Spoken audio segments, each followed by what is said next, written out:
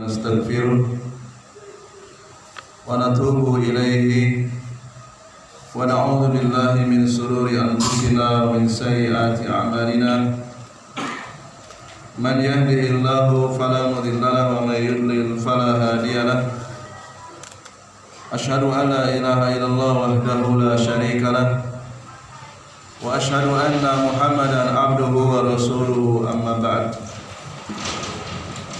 يا أيها الذين آمنوا اتقوا الله حق تقاته ولا تموتن إلا وأنتم مسلمون يا أيها الناس اتقوا ربكم الذي خلقكم من نفس واحدة وخلق منها زوجها وبث منهما رجالا كثيرا ونساء واتقوا الله الذي تساءلون به والأرحام إن الله كان عليكم رقيبا يا أيها الذين آمنوا اتقوا الله وقولوا قولا سديدا يصلح لكم أعمالكم ويغفر لكم ذنوبكم ومن يطع الله ورسوله فقد فاز فوزا عظيما فإن خير الحديث كتاب الله وخير الهدى هدى محمد صلى الله عليه وسلم وشر الأمور محدثاتها وكل بدعة ضلالة. Kaum muslimin yang kami muliakan dan kami hormati, bersyukurlah kepada Allah Jalla wa Ala karena pada hari ini kita dapat melangkahkan kaki kita ke rumah Allah dengan penuh ketenangan dan keamanan.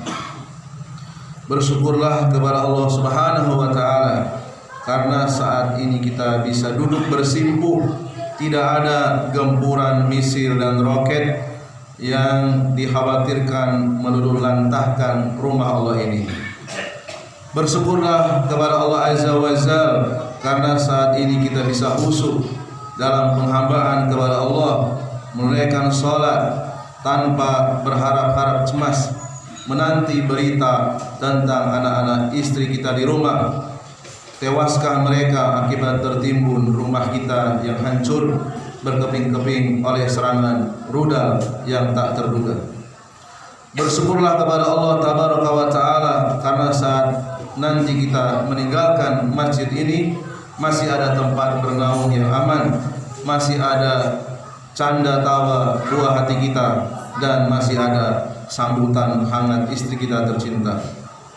Subhanallah, betapa banyak nikmat Allah yang harus kita pertanggungjawabkan kelak di hari kiamat. Summa latus'alunna yauma idzin 'anil na'im. Sungguh pada hari kiamat kalian akan ditanya tentang semua nikmat yang telah kalian terima di dunia. At-Takasur ayat yang ke-8.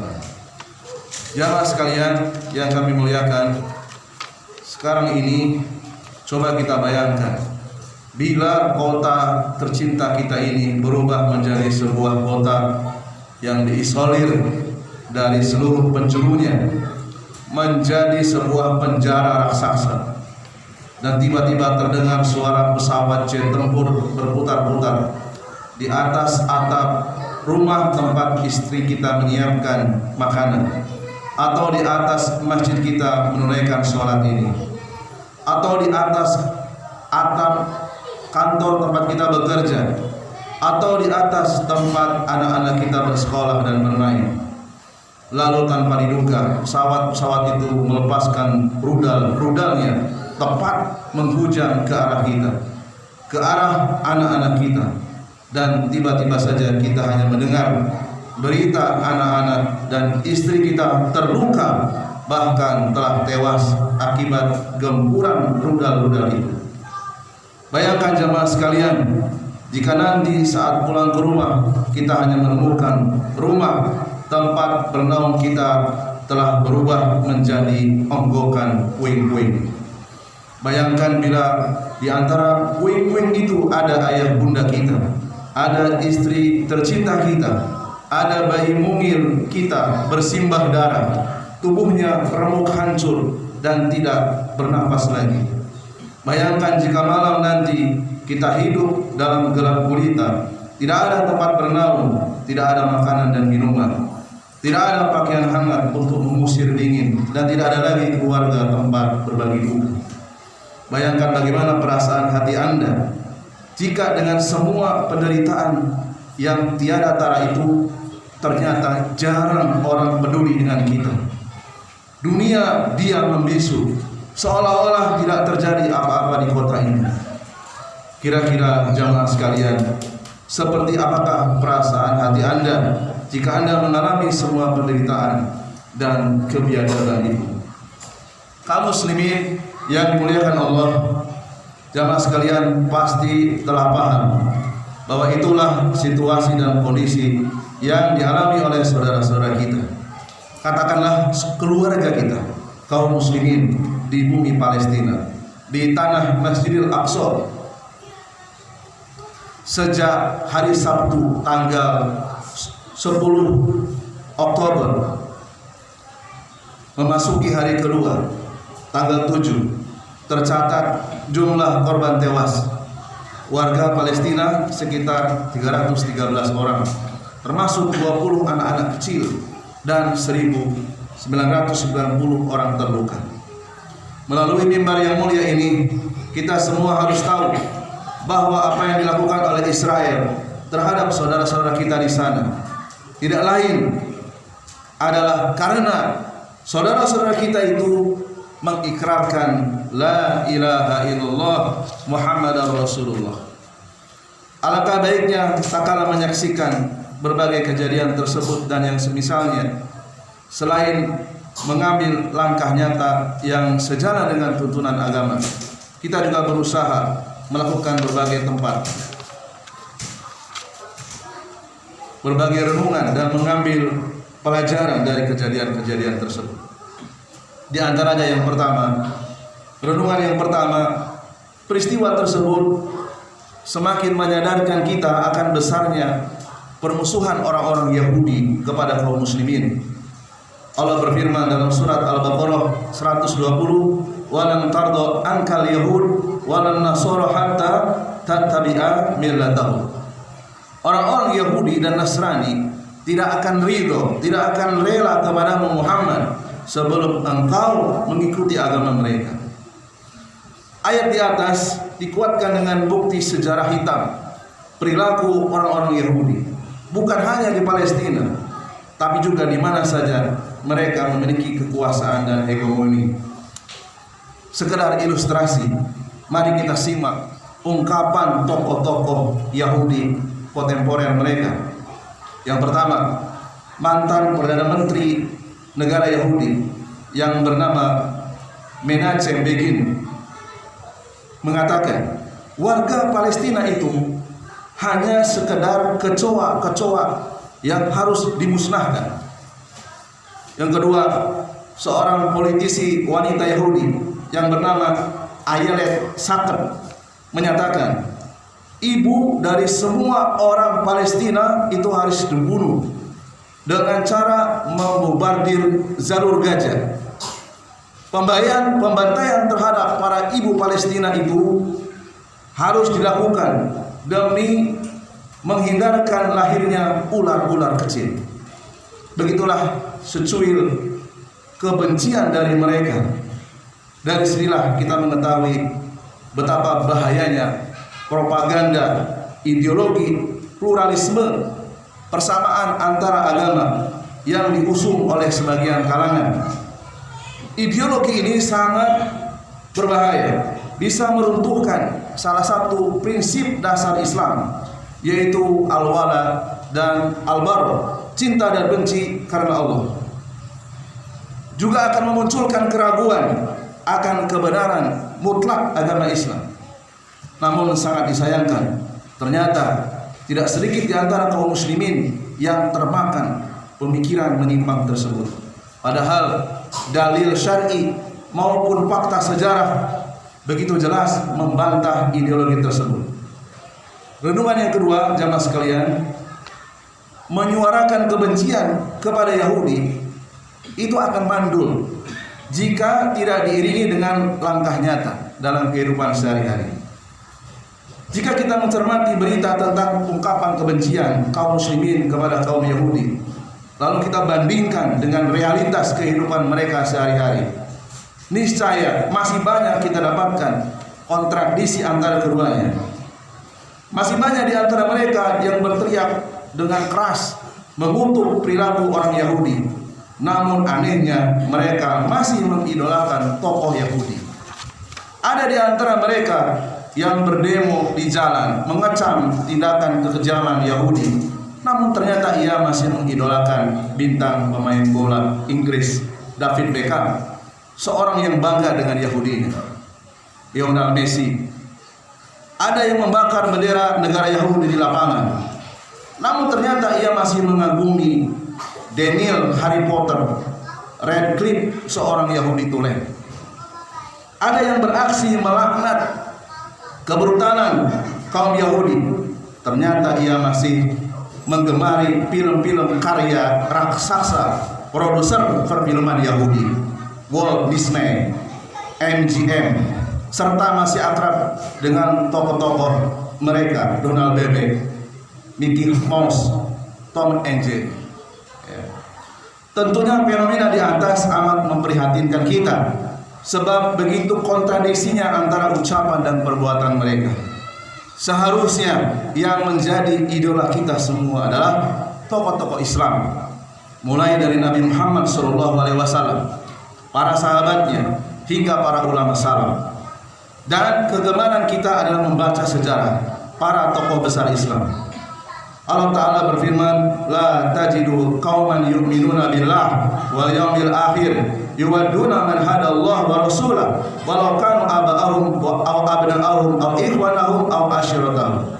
Engkau Muhammad tidak akan mendapatkan suatu kaum yang beriman kepada Allah dan hari akhirat, saling berkasih sayang dengan musuh-musuh Allah dan Rasulnya, sekalipun orang-orang itu adalah bapaknya, anaknya, saudaranya, atau keluarganya.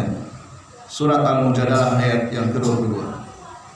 Renungan yang ketiga, jamaah sekalian, musibah yang menimpa kita merupakan hasil dari perbuatan kita sendiri.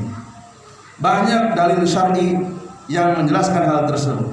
Ma asobaka min hasanatin faminallah wa ma asobak min sayyi'atin famin nafsik.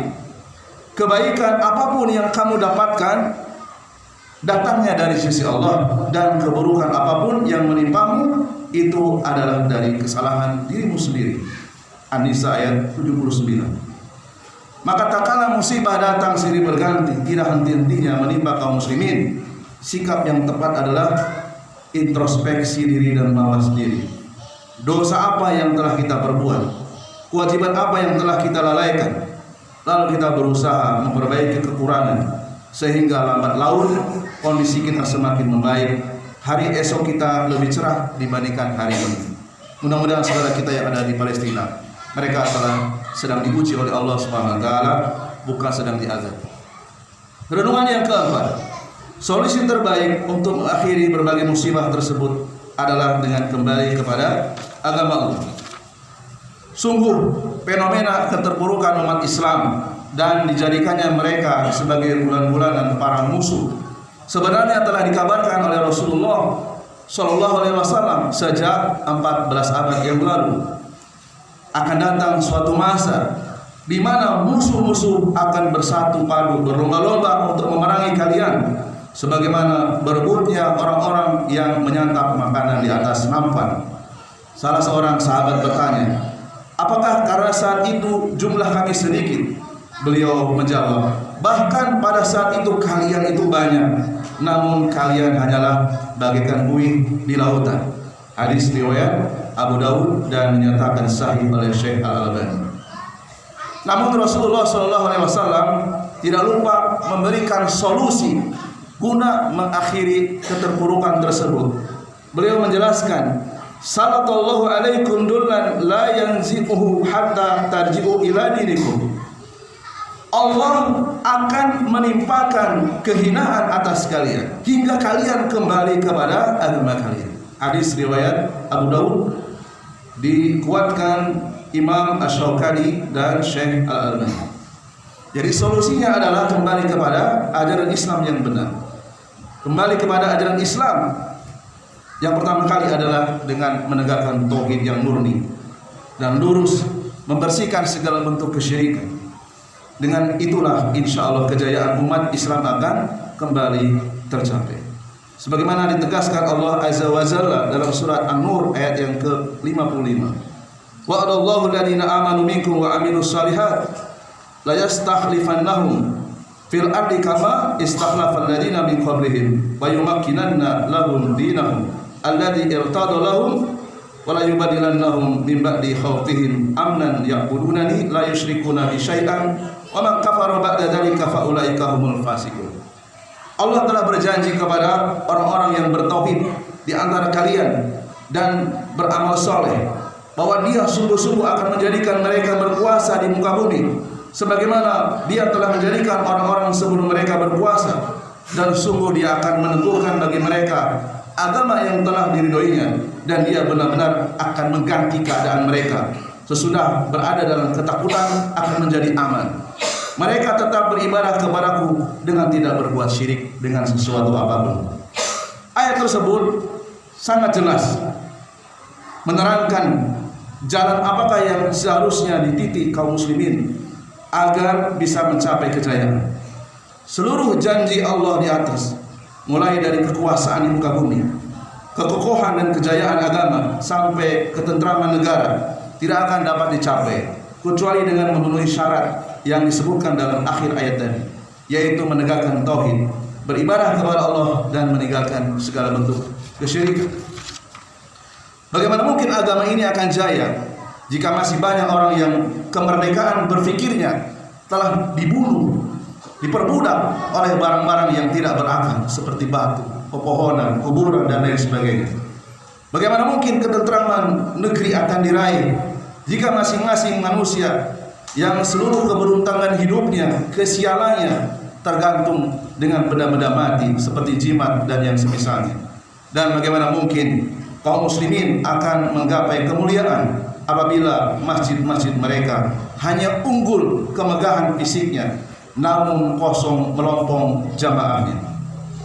Jamaah sekalian rahimakumullah, seorang pejuang Palestina yang bernama Muhammad Izzuddin Al-Qassam rahimahullah, beliau mengatakan membersihkan agama dari segala bentuk noda kesyirikan yang mencemarinya serta memurnikan akidah dan ibadah hanya kepada Allah, itulah sebab sumber kekuatan. Tanpa itu semua kaum muslimin tidak akan pernah mendapatkan kekuatan dalam menghadapi musuh-musuhnya. Akankah kita mengambil pelajaran dari teladan yang digoreskan oleh seorang tokoh yang bernama Muhammad Izzuddin Al-Qassam rahimahullah ta'ala? Aqulu qawli hadza wa astaghfirullah li wa lakum wa li jami'il muslimin wal muslimat fastaghfiruhu innahu huwal ghafurur rahim.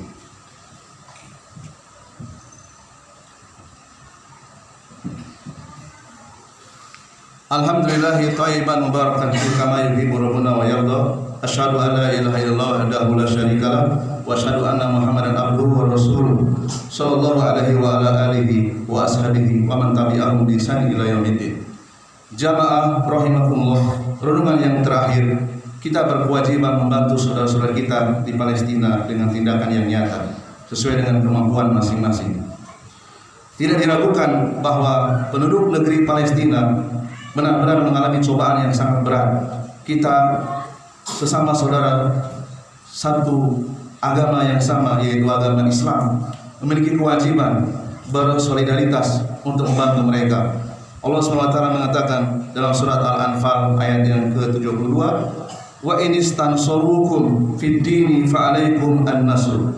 Jika mereka meminta pertolongan kepada kamu dalam urusan pembelaan agama, maka kalian wajib memberikan pertolongan. Masing-masing dari kita membantu sesuai kemampuan. Para penguasa dan diplomat berusaha memberikan tekanan kepada negara Yahudi, wabil khusus kepada pemerintah kita, bisa menyerukan dengan lantang pembelaan kepada Palestina di forum-forum internasional, terutama organisasi kerjasama Islam (OKI), di mana Indonesia memiliki kedudukan yang penting sebagai negeri Islam terbesar di dunia.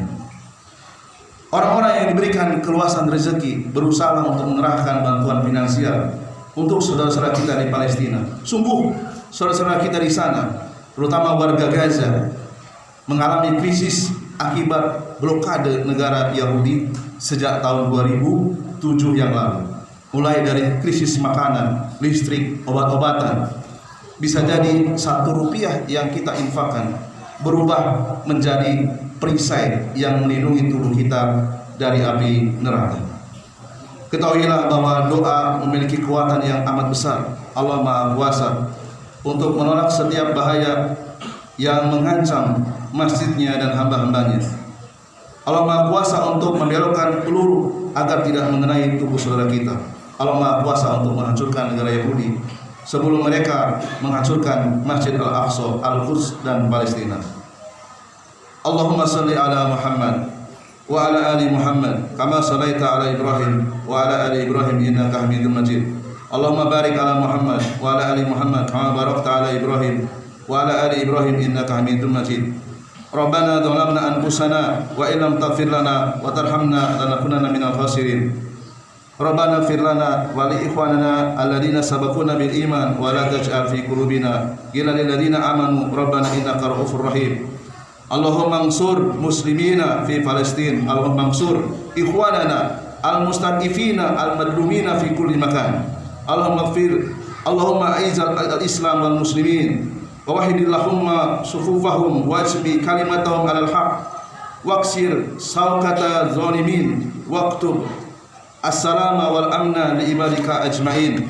Allahumma rabbana ihfad awtanana wa izza sultanana wa ayyiduhu bil haq wa ayyiduhu bil haq ya rabbal alamin. Rabbana la tuzigh qulubana ba'da idh hadaitana wa hab lana min ladunka rahmah innaka antal wahhab. Rabbana atina fid dunya hasanah wa fil akhirati hasanah wa qina adzabannar.